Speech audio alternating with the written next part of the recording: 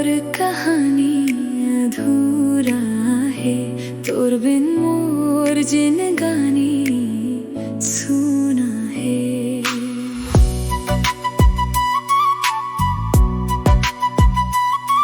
दो दिल के ये माया कहानी, जुड़े रही वो जन्म जन्म तक, हम संग संग है।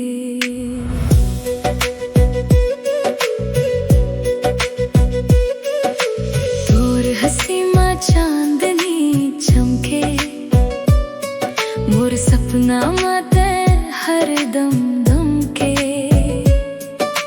तोला देख के दिल ये कहे तेज मोर दुनिया, तेज मोर सब कुछ है। धीरे धीरे माया बढ़त गे, तोर संग जिए के चाहत जगत गे।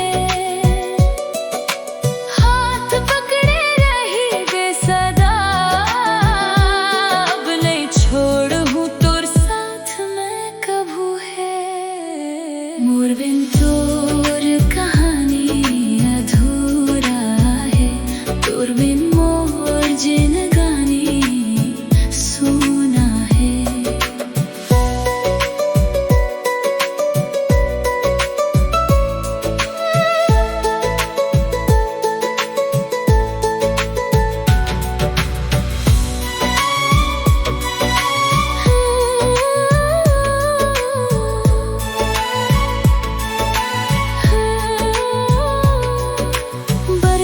पानी भींजत रात तोर संग बीते हर एक बात, सपना माँ घलोते आथस, मोर दिल के हर धड़कन माँ बस जाथस।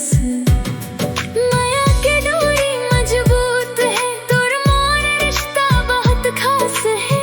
जन्म जन्म तक संग रही वो, ये वादा मोर तोर पास है। तोर नावले दिल धड़क थे, तोर बिना सब कुछ फीका लगथे। तै मिल गे तो जिंदगी बन गे, अब कुछ हो नहीं चाहिए मौला।